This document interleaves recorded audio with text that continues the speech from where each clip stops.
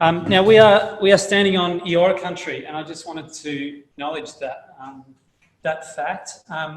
The Eora people had their own local economy that operated here for up to 60,000, maybe even more years, and it was intricately linked with governance, with education, with agriculture, with personal development, with community.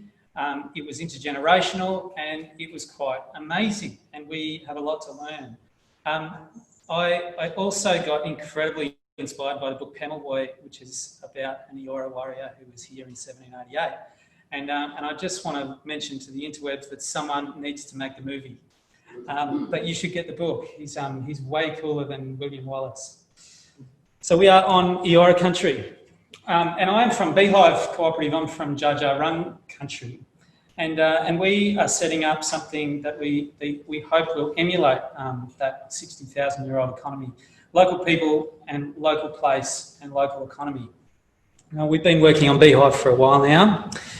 It's a platform cooperative, a digital platform cooperative. And our vision is that we own our local digital sharing economy together. Our purpose is pretty small. We want to build local enterprises, create meaningful work. We want to localise spending. We want to localise ownership. We want to create an epidemic of belonging. And we want to eradicate poverty and restore the ecology. And we want to do that all in Bendigo. Our first mission is to create a platform that allows Bendigo people to own and run their own sharing enterprises and provide access to shared local goods and services rather than ownership. So we're a little bit excited about what's coming later in the year. We have an amazing team of passionate, committed people who have spent 3 volunteer years building bHive, and they are all really, really wonderful, very well respected in our local community, and are there for the long haul. They're awesome peeps. We've made lots of friends, we've done lots of networking, we've created lots of relationships with organisations around Victoria, around Australia and internationally that have helped us get where we are, and that's really important. Now, we are a cooperative, and I came here today to speak directly to cooperatives out there because I think it was Robin this morning that said cooperatives are too quiet, and we need to wake up and work together and speak up, and we need to create a bit of a cooperative revolution. And at the moment, we're all trying to do our own little things, and there are some people that are trying to combine forces, but if we're going to create a new economy, we need to work together and we need to amplify our voice together. So I'm going to give you a bit of an idea of what bHive is, just a bit of a taste, and then I've got a bit of a message for the cooperative community and some stories about our journey. First of all, this is not a 21st century cooperative. And it's the last time anyone in Australia should show this photo in a presentation as something cool about cooperatives. I mean, it was really good what they did in Rockdale and the principles were wonderful, but how many women are in that photo? And there's only one person in Australia in the cooperative sector who is attempting to keep that fashion sense alive. He is in the room. I'm not going to mention any names. But 21st century cooperatives, 21st century cooperatives have to solve these problems, and we've been hearing about these problems all day, and I'm not going to break down all of them, but we have a stagnating economy, we have more plastic than fish in the ocean, we have wages stagnation, we have a crisis of full-time employment, we have manufacturing job losses, automation is coming, we have levels of inequality not seen since feudal times, we've lost half of all wildlife since 1970, we're heading for 4 degrees of global warming, 99% of everything we buy is waste within 6 weeks of sale, we have fear, nationalism, growing in politics around the world, and we have epidemic levels of anxiety, social isolation and depression and suicide, and we need to change all of those, and cooperatives are the model to do it. But it's not going to happen if we do it individually in our own cooperatives. We've got to wake up and work together. We mentioned Cape Raworth before. I'm not going to go into the details here, but what we need to do is create an ecological ceiling. And we need to create a social foundation, and a real economy is in the green, in the middle there. And it doesn't go out the top and it doesn't go in the bottom. Co-ops are the perfect model to create the donut economy. So, a little bit about bHive, and then I'll get on to cooperatives. This is Nicole, and it's easy to tell you about bHive by introducing you to Nicole. Nicole joins bHive, she becomes a member, she becomes an owner. When she joins bHive, she gets access to her village. Now, in her village, she creates human connection. She starts to build her local reputation that she will use across and in and through her local economy. We want her to be building relationships face-to-face, over the fence and up the street and around the corner, connecting with other people. Connection and belonging is pretty important to have in the middle of your economy. We want to build an economy to the size of Bendigo from the neighbourhood up. And we know from research, it was Lisa Berkman, I think in the late 2000s, and her research that found that if we have strong links in our local community, it adds 10 years to lifespan and is better for our health than giving up smoking, alcohol and fat. Apparently, if you've got friends, you can do all three of those. It sort of evens out. No, don't think of it like that. But we want belonging and well-being. So Villages is our first piece of software, and it's going to be released in August, and we are so excited about it. It's being built right now. You will join a geolocated village with others around you. You will set up a sharing library for sharing of things in your neighbourhood. It's gifting in Villages. No money exchanged hands. It's you looking after your neighbours and sharing things locally. You can direct message your neighbours. You can plan things together. You can set up events. You can manage people in your village. Everyone has their own village. Everyone has that neighbour up the road they really don't get along with. You don't have to share tools with them. You don't have to. You know, you can just politely ignore each other like we do with a couple of people in all of our streets. But most people are fine. And we want you to find the other people that are just around the corner and over the road that you don't know. You can also post publicly, and you can share ideas, and you can give away things and get things and ask for advice and all of that. Villages is coming in August, and it's the centrepiece of bHive. As part of Villages, you'll also be able to join communities of interest across town that have the same functionality as your village. So that could be the repair cafe, or it could be the library of things for your town, or it could be the sustainability group, or it could be whatever other local community groups that are related to what bHive is about and live up to the cooperative principles. Around Villages, we are building shared enterprises that are also going to be cooperatives. bHive in the middle is a non-distributing cooperative. The shared enterprises around the outside that plug in are going to be, on the whole, distributing cooperatives. Our first one is going to be car sharing, but this could be any part of our local economy. We've heard about solar, we've heard about biodiversity, we've got hens, we've got, all sorts of things. We could have cooperatives plugging in around Villages, and they operate at the city scale or the town scale. They don't operate beyond that. And I'll get to why in a moment. Nicole's identity and reputation begin in her Villages. It'd be really nice, because she's a member of bHive, she is a real person and a real human being, and she's not a bot and she's not a troll, because she won't be able to participate in her local economy if she behaves like that. But her reputation will go from Villages out through car sharing and back, out through energy sharing and back. We currently have little bits of reputation everywhere, but we need to have one in our local community that goes with us and forms a huge part of the value that Nicole can provide in her local community. So she can be a member of, an owner of, she can establish those other cooperatives around the outside, she can earn income from them, she can pay to use them. It's an access economy, not an ownership one. So she will save money by being a part of those cooperatives. 4% of all the spending in all of those cooperatives that are set up around the outside of bHive is going to go to local projects that aim to eradicate the causes of poverty locally and restore the ecology locally. And everyone will have their own account, and they'll allocate their own money to those projects. And that's really what we're talking about, the social bottom line. We want to make sure that everyone is able to participate in their local economy, and that we have air to breathe and room for 30 million other species of life. So the first one is car sharing, and we're just completing our business model at the moment on car sharing. We've got 14 partners in Bendigo, and they're all really excited about it, and the numbers are looking quite good. So that'll follow Villages and be our first paid sharing enterprise that we set up around the outside. Rachel Botsman wrote this book a very long time ago now. It's like 15 years ago or something she wrote that book.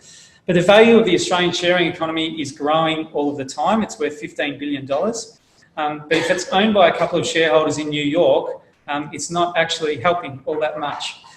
So people are concerned about the future of work. And what we want to make sure that happens is that the monopoly guy doesn't take all the money and run away from town. That is a problem that we're trying to solve with bHive. We want investment to be local, ownership local, spending local.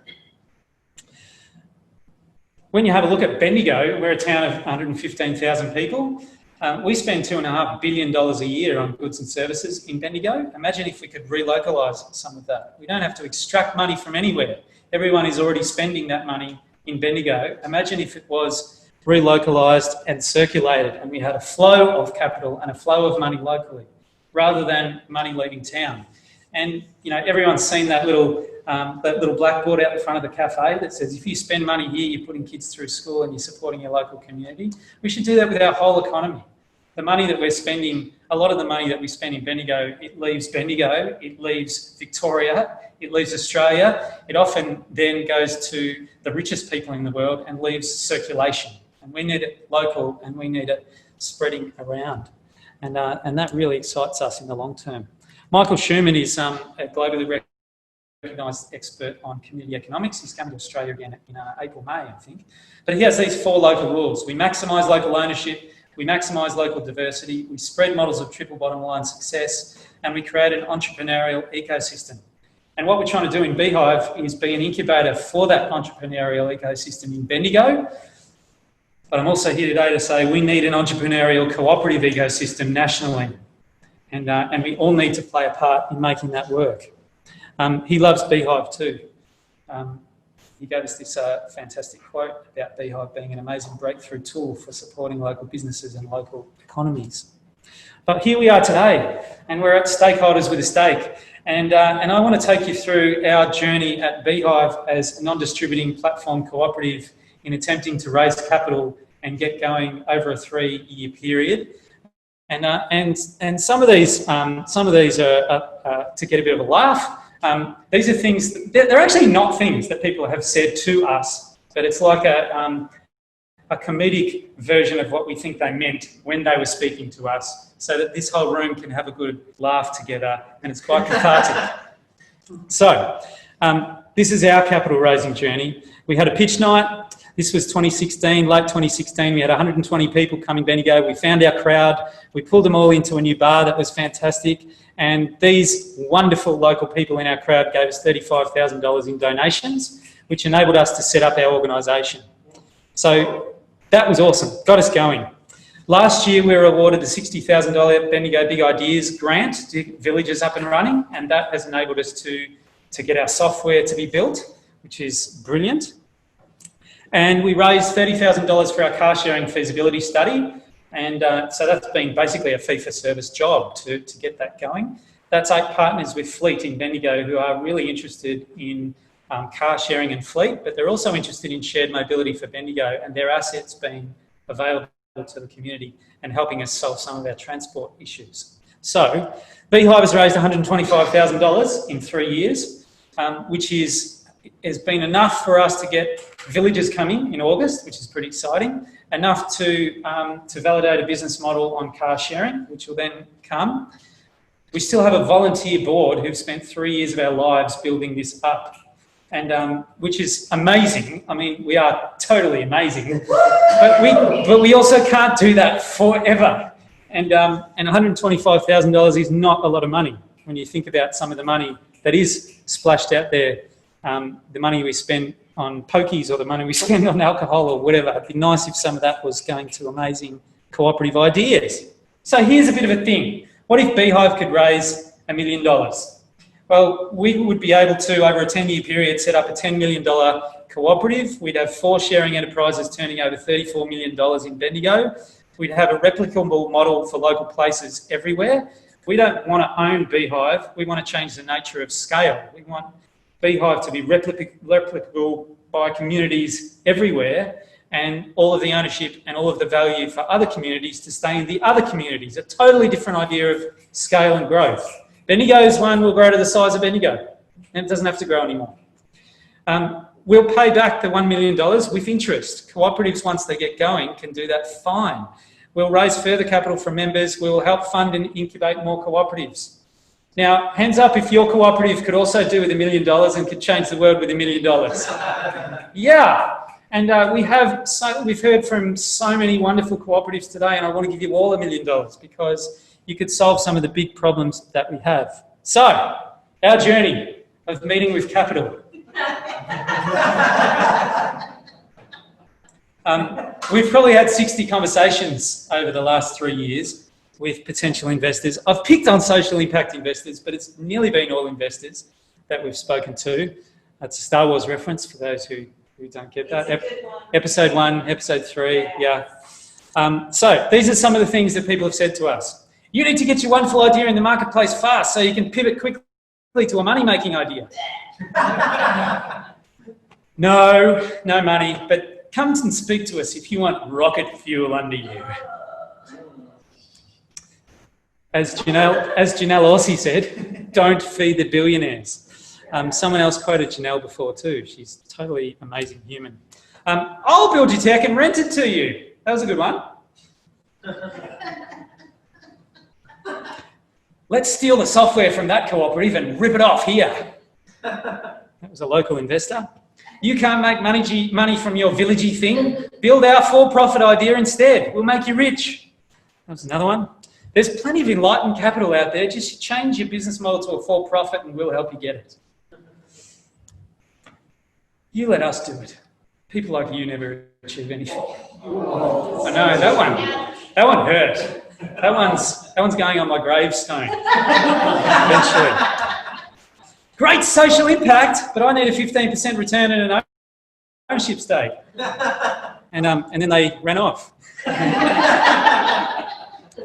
Just raise capital from your members. And we're like, well, but we're not a shoe cooperative. Like, we need to build digital technology. And it's like this, there's a hen for you, all right? But it's like this, sorry. It's like a chicken and egg. We would be happy with a chicken or an egg at this stage, but we need our digital platform to get the members to that, you get what I mean. You could use cooperative capital units, but no one's ever heard of them. We need them out there everywhere, but there is no investor confidence in these things whatsoever. And I talk to there's people in here that really get them, but people out there in the world, no idea. You found out about them today? Yeah, well, we found out about them, but you try to talk to a lawyer or a financier about them, and they run away screaming. And they are the equivalent of the unicorn. And we want to use them as quickly as possible. So let's get them going. This was the federal government. We only fund projects with export potential that are for profit. The state government said we only fund organisations with 3 years of independently assessed financials. The Labor Party said, how will you pay tax? We said, we're not Uber. We're registered in Bendigo. Like, you tell us. Lots of people have said, but what's in it for you? And then they give me this look. And I say, I just want to keep living here on this planet, okay? And I want everyone else to do that too. That's what's in this for me. I met with the Greens and they said, far too capitalist. Why do you still have money in your model? I met with the Liberal Party and they said, why aren't you trying to be the Elon Musk of the sharing economy? You could be rich. And I met with the National Party and they said, a cooperative, is it tin fruit? And I said, no. And they said, okay, not interested. I didn't actually meet with the National Party, but I'm pretty sure that's what they would have said. We met with foundations and they said, you need DGR status. We met with lots of people who said, just set up a for-profit and change to a cooperative later. And I have spoken to a couple of people that tried to do this, including Share Tribe, and it took a decade of hard work to go from a capitalist model to a shared ownership model. It takes a long time, a lot of hard work, and we really don't want to do that. If someone can come up with a way of doing that simply, that'd be great. So that was that one there. You've got to be very careful about the monopoly guy. So in our experience, lawyers do not understand cooperatives, and I'm not talking about the people here, I'm talking about the people I know in Bendigo. Investors don't understand cooperatives. Politicians do not understand cooperatives or the sharing economy, the peer-to-peer economy, sharing cities, data sovereignty, or the commons, which is a problem for us because they are all the things we are doing. In our experience, the venture capital world, the impact investment world, the social enterprise world, their startups have their own networks, language, incubators, models, systems, events, culture. You know, they have the badges, they go to the conferences. And the cooperative world, I mean, there's a lot of people here that are trying to do this, and today is what it's about. An incubator cooperative is out there, but we need to stop being so quiet and create our own ones. And, you know, we heard about a great one in South Australia, but we need them to be happening everywhere. The cooperative sector, I think, is asleep at the wheel. We have huge challenges to solve, and the cooperative model is like a sleeping giant here. And if we can wake up to collectively the cooperative sector in Australia, we can create huge amounts of change that is really exciting. You know, it's a ladder over the wall, and the cooperative sector can do it.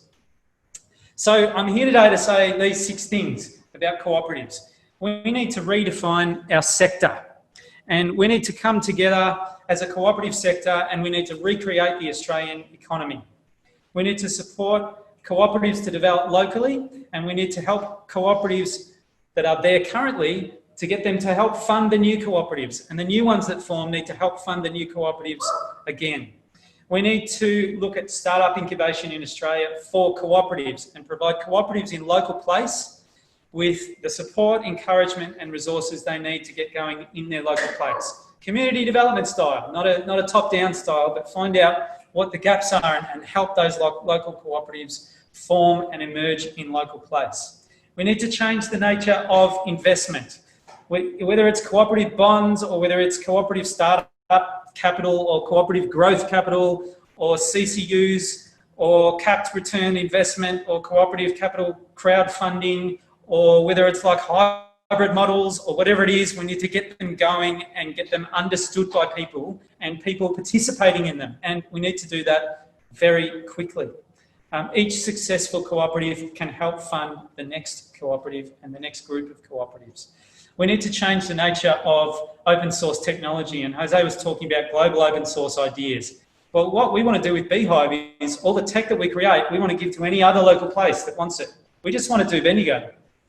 You know, any other local place should be able to use the car sharing cooperative to set up their own, the technology to set up their own car sharing business.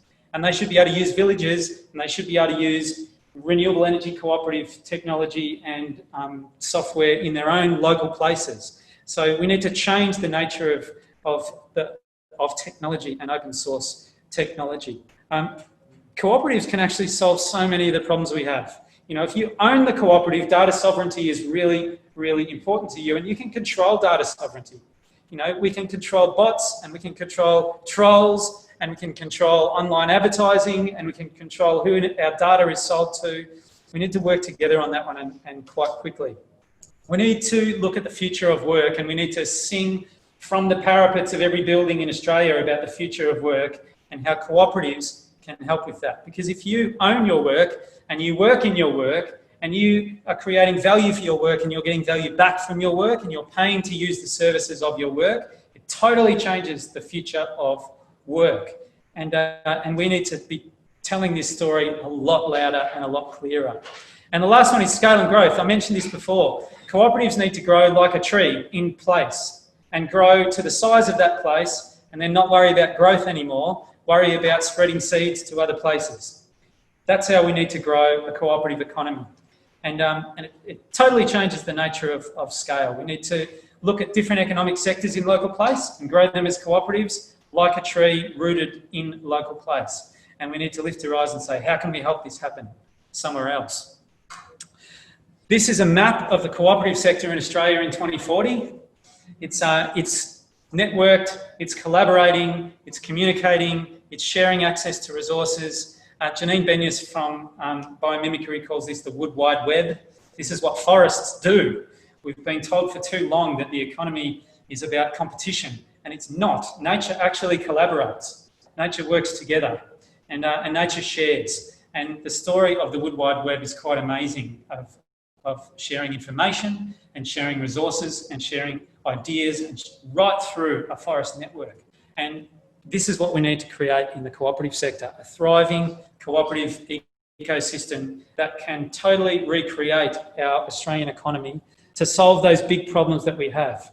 And, you know, Buckminster Fuller said, We need to stop fighting the existing reality, and we need to make a new one and a better one, and people will come across to it. People won't even realise the benefits of being in this world until they've been in this world for 5 years and 10 years. And then they will be telling the story right around the world and about how amazing a cooperative economy could be. So my message today is, let's do this. Let's do it cooperatively. We are the people we've been waiting for. It kind of feels like the cooperative world is waiting for some sort of hero to come along and do it for us collectively. But we are the people we've been waiting for, and we need to do this together. We need to create a very different world, a world that is thriving together, with community in place, with 30 million other species of life, and we need to do it. We've got 10, 20, 30 years to put this in place. So let's do this, people, and that's about enough from me.